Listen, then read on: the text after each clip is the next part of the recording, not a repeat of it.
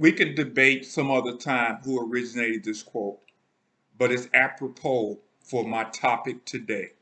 The definition of insanity is doing the same thing, but expecting different results. The American public education school system is broke, yet, to the tune of greater than 85%, African American evangelicals continue to vote for the party of death. The Democratic Party is staunchly against school choice. What are you doing, African American evangelicals? Let's talk about it.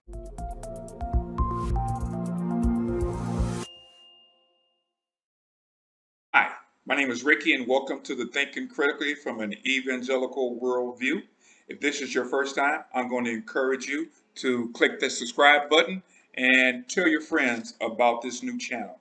Also, want to make you aware of my first book. It's called Weighed and Found Wanting. It's a analysis of the political engagement in the American evangelical community. It's going to be a two-volume analysis, and I'm looking first at the African American perspective for obvious reasons. I strongly encourage you to consider purchasing a copy, and I detail here where in my final analysis I say pox on both the heads of the African American and evangelical communities here in America.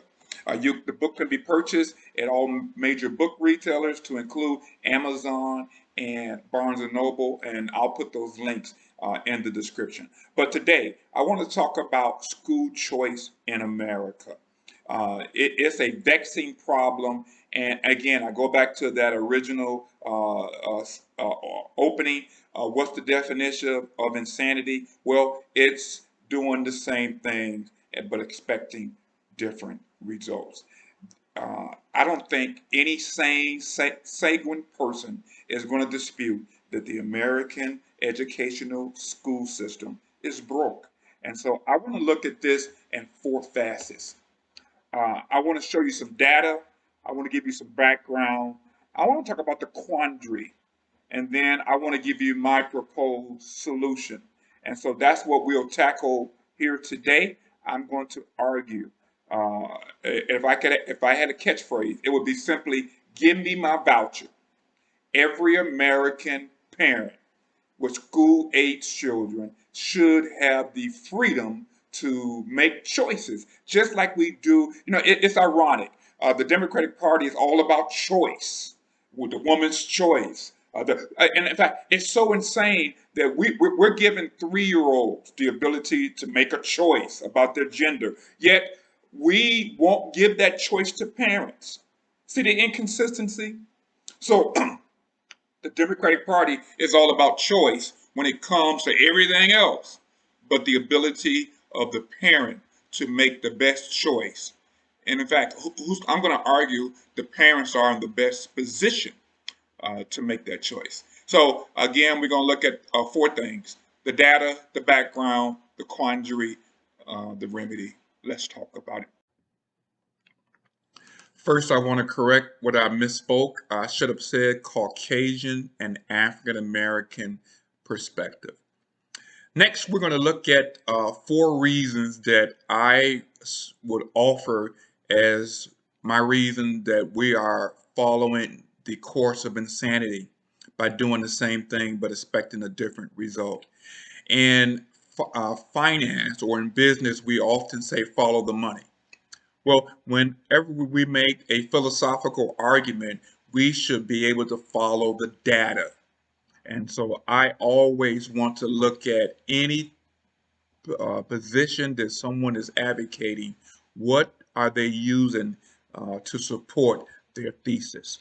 And so always demand, where is the data?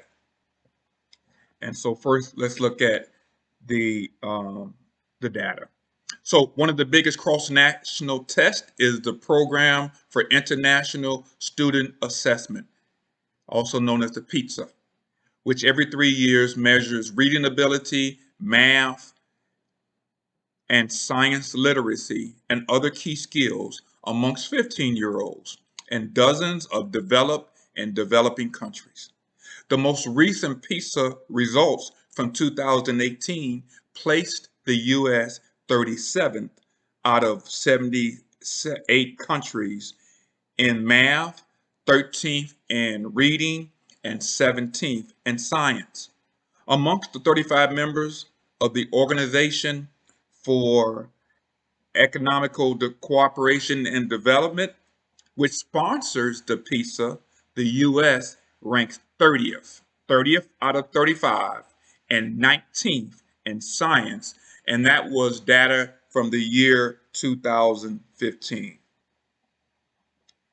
Next, I want you to look at this graph that depicts these 70, this says 77, these 77 countries that are part of this look of pizza every 3 years. You see it's broken down above 500, between 450 and 500, and then those countries that came in below 450.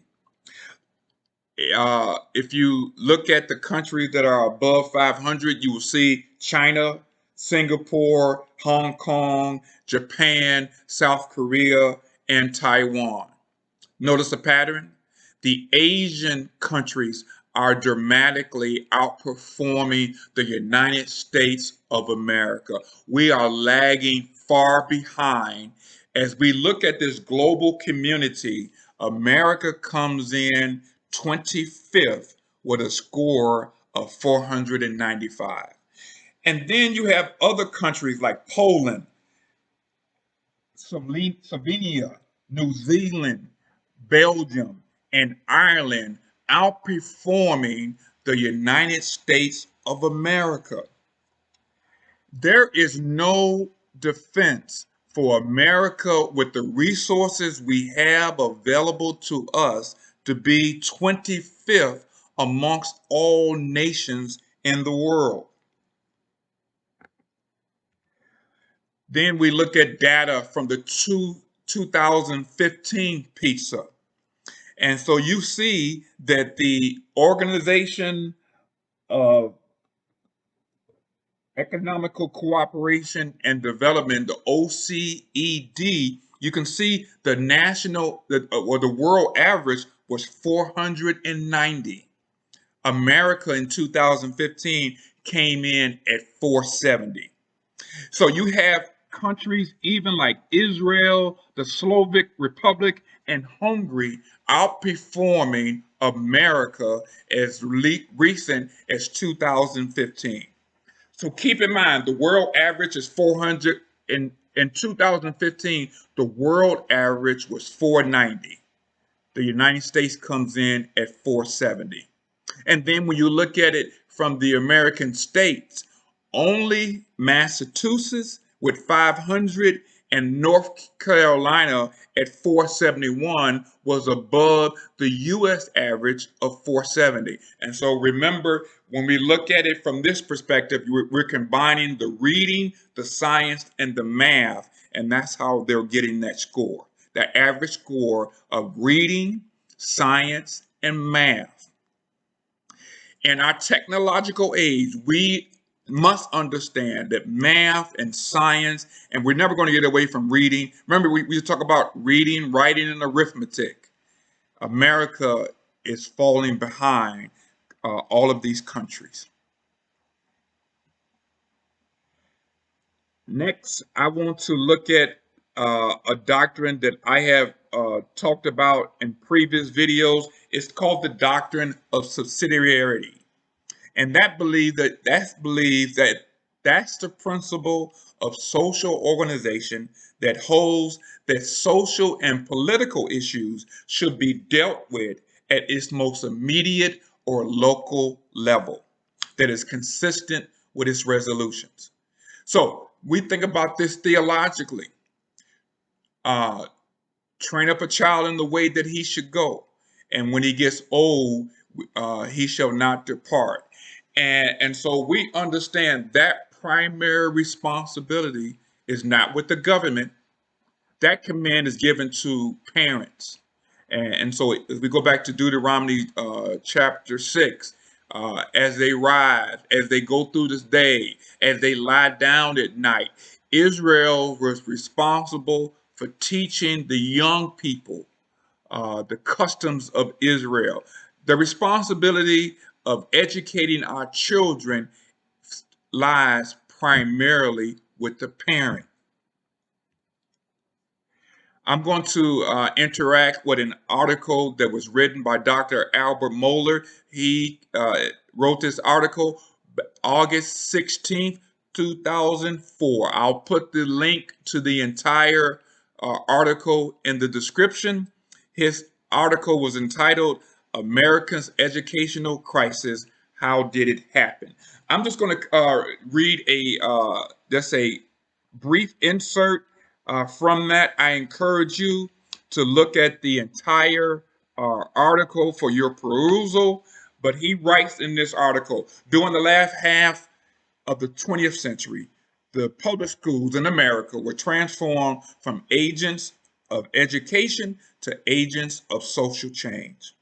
The roots of this development go back in history into the early decades of the century, when the philosophy of John Dewey began to shape the educational school and teacher colleges. Dewey, a militant atheist and humanist philosopher, was one of the most influential proponents of pragmatism as the American philosophy. In Dewey's view, the schools should become the great engines for producing American citizens. But Dewey's conception of citizenship was directly at odds with the values held by the vast majority of Americans, and certainly those held by American parents. Dewey believed that the American experience in democracy, as understood through his radical vision, required that children be stripped of particularity and melded into the great monoculture he and his elitist colleagues would create. At least part of their concern was directed at ethnicity, with successive waves of immigration bringing children into the public school classrooms. Dewey wanted to make these students into his conceptions of Americans, leaving behind their identity as Irish, Italian, German, or Polish. But Dewey's vision did not end with the issue of ethnicity, for he also understood that students, and listen to this, students must be liberated from their parental worldview, prejudice, and expectations if the new democratic culture he envisioned was to emerge. Dewey's dominant moral concern was the formation of citizens who would resist religious convictions, minimize the impact of family and parents, and transform the issues of objective truth into the matter of taste and tolerance. Now, after decades of experimentation and social revolutions, the public schools resist almost all efforts of reform. You remember I in my previous one of my previous videos, I said they're coming for our children. You see, my brothers and my sisters, my fellow evangelicals, what is happening in our American public school system, we have moved away from an agent of education to an agent of social reform.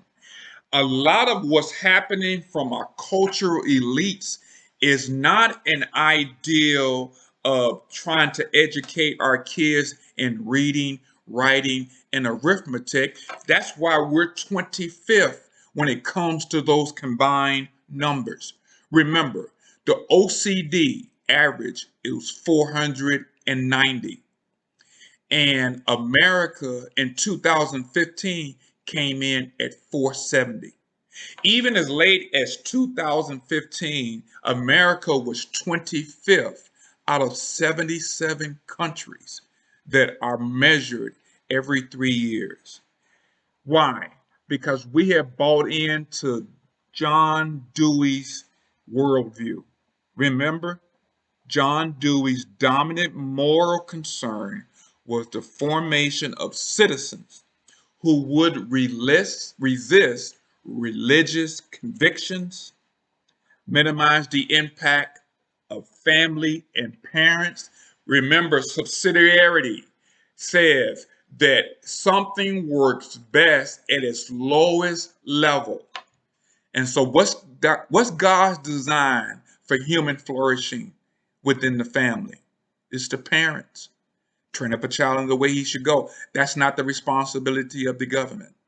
And so, who should decide what's best for the children in your household? Is it the government, the national government, the state government, the local government? No, it's you through your individual local school board. Again, I don't know who came up with this quote, but I'm going to attribute it to Albert Einstein. Albert Einstein allegedly said, insanity is doing the same thing over and over and expecting different results.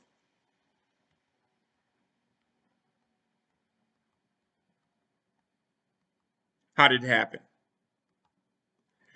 Well, in 2018, America is 37th out of 78 countries in math, 13th in reading, 17th in science. When you look at the countries that sponsor the OECD, America ranks 30th out of 35 countries, 19th out of science, 19th out of 35 countries in science. You look at when we combine reading, math, and science, America comes in 25th behind all of the major Asian countries. You see China, Singapore. I've listed those countries previously. And then going back. And so again, 2018, going back to 2015. Remember, it looks at our 15-year-olds. We fall behind even the world average of 490. In 2015, the average score was 490. The score in America is 470, with only two states above the U.S. average: Massachusetts and North Carolina. Subsidiarity. It must be given to the parents. Give me my voucher, and then let me best decide how to educate my child. Dr. Moeller said it as recent as 2004, the American educational crisis, perpetrated by John Dewey. It's insanity if we continue to do the same thing over and over again, but expect different results. Here's my remedy: school choice. Isn't it ironic that the Democrats that are allegedly so adamant, so pro choice, but when it comes to our educational framework, they resist school choice? I believe school choice gives us our best chance to move from 25th when we look at other competing nations. And so I'll offer you three reasons. School choice improves academic outcomes and actually saves taxpayers money. School choice reduces racial segregation and benefits the poor. And then the last thing I'll look at: school choice improves the quality of public schools because competition always brings. And so now, here's the one time that we can incorporate Darwin's principle of survival of the fittest. I would ask you, if McDonald's opened a store and it did not compete with Burger King and Wendy's, what would happen? That McDonald's would perish. And so McDonald's knows competition forces them to offer a product that's going to be appealing to consumers. And so I'll talk more about that in a few moments, but these are the three arguments that I would make. I believe, give me my voucher, give me my ability to make my own choice. That will improve outcomes, that will reduce segregation and benefit the poor and the people who are most affected by our economical system in America is our inner city youth. And then actually school choice would improve the quality of public schools. It's a win-win. Let's look at my first argument.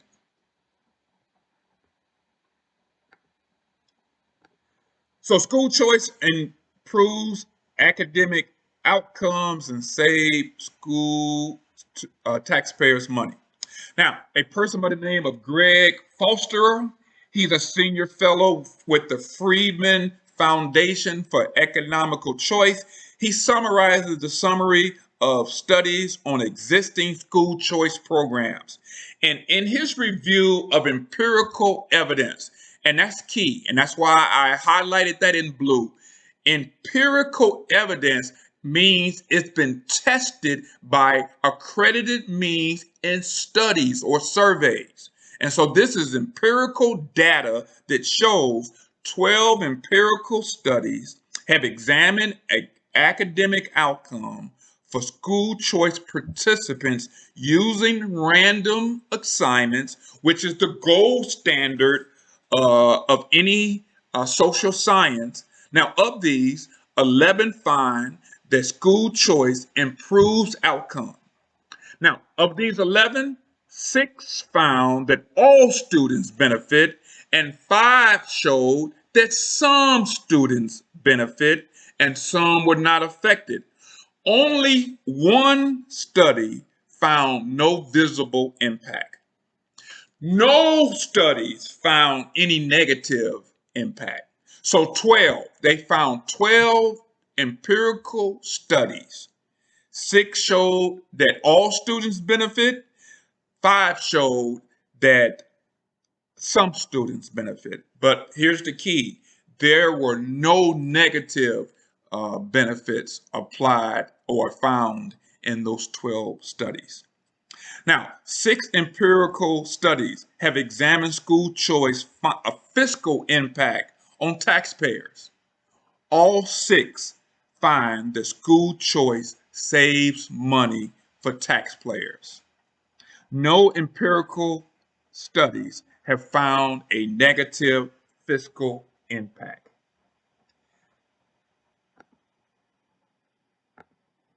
Hey guys, that's key. I'm going to put the link to those studies that Greg Foster from the Friedman Foundation for Economical Choice, what they use. Now, of course, I know liberals will have their studies and their findings. But again, I'm going to present to you the data that supports my thesis and made the best argument win.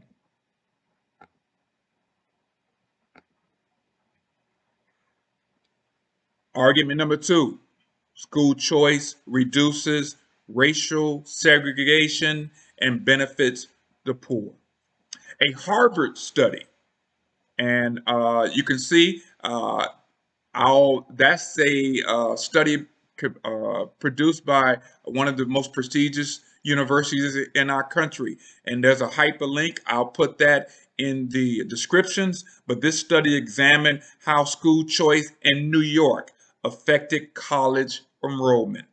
According to the authors of the survey, using a voucher to attend private schools increased the overall college enrollment amongst African Americans by 24%. Additionally, the National Bureau of Economical Research found that among poor children, school choice increased secondary school completion rates by 15 to 20%. Guys, Why would we not want to at least try? If we find that school vouchers increase in New York African American college enrollment by 24%, why are we continually uh, beholden to the old paradigm? And then we find that amongst poor children, school choice increases. What that's saying in real simple terms, 20% increase of poor children when the school choice uh, results in high school graduation. And then the last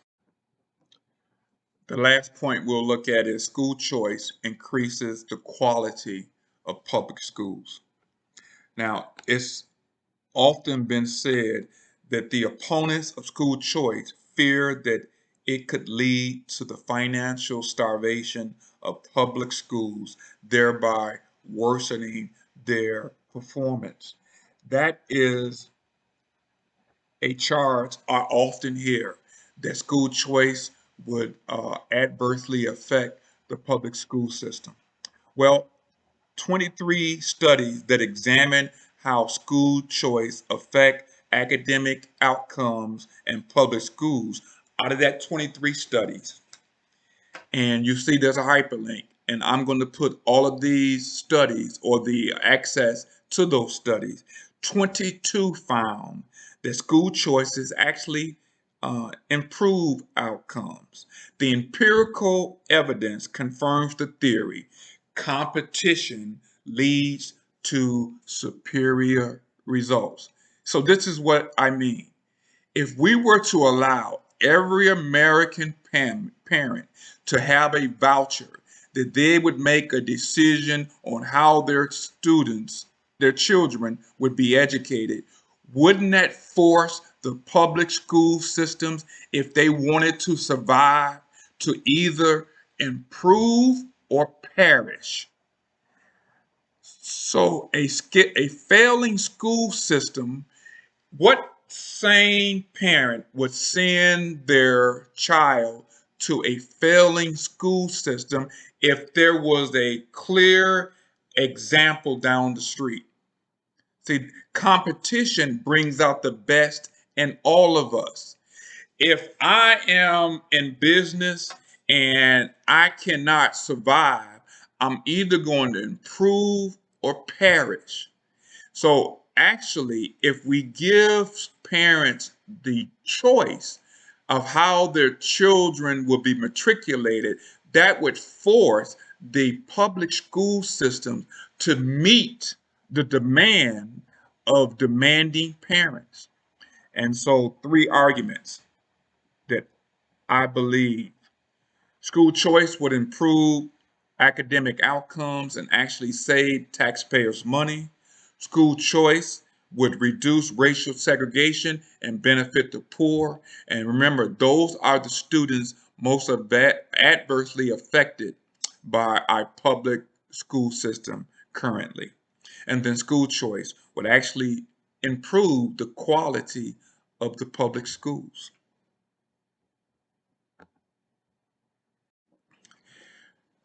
I don't agree with much that President Trump had to say, but one thing that he said when he was running in 2016 is he told the African American community, "What do you have to lose?" And so what he meant was, you had pledged your allegiance for so long to the Democratic Party with the results that we were getting. What did you have to lose by trying something else? And so I started out by saying, what's the definition of insanity? I've shown you through the data that America is 25th amongst the 77 competing countries. And remember, these are the developed and developing countries in the world. Looking at a 3-year average of our 15-year-olds, America comes in 25th when you combine reading, writing, and arithmetic. Writing, reading, math, and science. And so, my brothers and sisters, We looked at 2015, we looked at 2018, and I'm telling you, the numbers that will come out from 2021 won't be any profound difference. Yet, African American evangelicals, to the tune of 85%, continually vote for a Democratic candidate that is against school choice. School choice improves outcomes for the poor. They send more kids to college. They save taxpayers money. They reduce segregation. And in the final analysis, they actually improve the performance of the public schools. So give me my voucher. Let me decide what's best. Remember subsidiarity. Decisions are best made when we look at political and social issues from the lowest level possible. Parents, not educators, not the government, should decide how we educate our children. Give me my voucher. Brothers and sisters of the African American persuasion, what do you have to lose? Why are we against school choice? We believe in choice with everything else. Would you consider subscribing to my channel? Would you consider not only subscribing, telling your friends? I say, give me my voucher. I believe in school choice. If you continually support the Democratic Party, why? Talk to me. Tell me in the comments section why you believe that we should not promote school choice as the best means to educating our children. Next, you'll see that subscribe button. I encourage you, I invite you, I implore you to join the Thinking Critically family. And just again, if you have not purchased a copy of my book, it's called Weighed and Found Wanting. I make no bones whatsoever. The Democratic Party is the party of death. No right thinking evangelical should be aligning themselves with the Democratic Party as presently constituted. This issue is not even what I call the big three, but no evangelical should be supporting the Democratic Party because the Democratic Party is an opponent of school choice. Hopefully, I made the argument. Let me know in the comments section what you think. Until the next time, keep your hands to the plow and seek to serve for an audience of one.